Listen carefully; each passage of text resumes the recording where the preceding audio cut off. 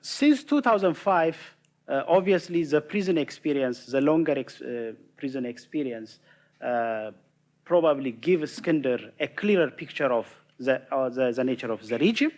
So he came more determined to be a kind of activist journalist, not if there is a pure journalist, but he became a kind of activist.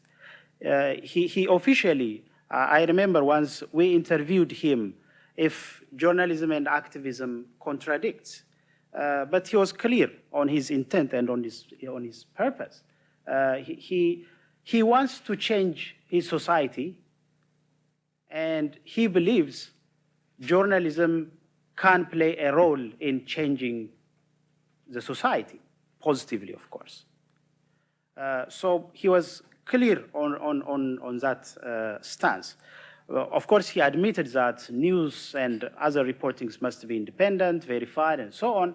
But when it comes to the role of the media in general, he was clear on that role of the media.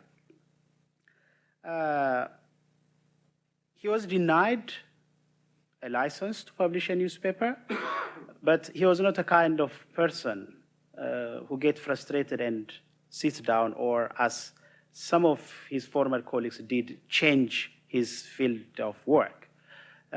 Rather, he started writing extensively to websites and magazines and newspapers published abroad, because he knew that one way or the other, those articles will reach the intended audience.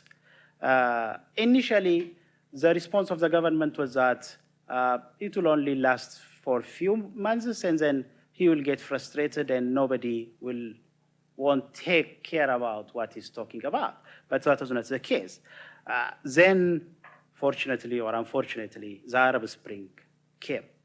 I believe Eskinder and some of the political prisoners in Ethiopia are the unregistered victims of the Arab Spring. I doubt if Eskinder would be in prison at that particular time had it not been his promotion and support to the revolution, particularly in Egypt. So the government was clear back then, and there were all signs back then in Ethiopia of a potential, not as much as the Egyptian one, but there was a potential. And Eskinder were among those who were at the forefront, warning the government, reform or you will end up in having like an Egyptian-like situation. He was just saying that, and he used to say that in public. It was not something conspiring at the back of someone else. Then, as everybody knows, that was the main reason that the government decided to put him in prison.